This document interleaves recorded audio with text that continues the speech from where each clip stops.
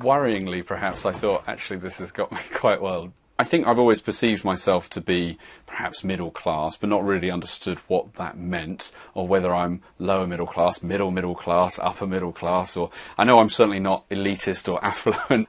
Looking at it, and the more that I suddenly saw some of the research and saying, well, you earn this much and you have this, you own a house and you have some savings and, you know, things of those nature, you think, actually, this probably does start to fit into the sort of person that I am, and the sort of people that are my friends that I know, they probably fit into this bucket as well.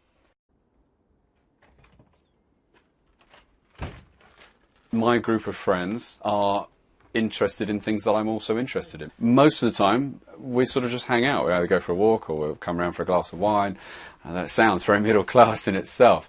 But it's that urge to, I suppose, whether it's because we've got young kids or because that's just easier, it's a nicer experience, that we prefer to do something like that, share stories and talk to each other, rather than feeling that we all have to be in a noisy pub on a Friday night.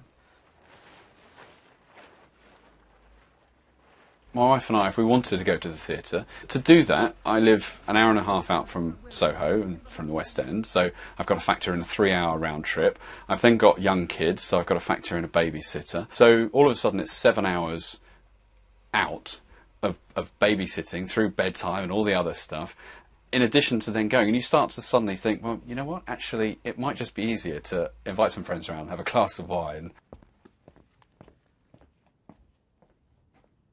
It suggests that I have a short range of people that I consider friends and things like that. Those people are all really useful people. And so it doesn't necessarily, I don't necessarily have to learn to know a lorry driver, because in my life, at the moment, a lorry driver doesn't help me very much. Knowing an accountant or knowing a solicitor or knowing a chief executive of some company or some other important role that can help me is incredibly beneficial. So I don't see it as a problem.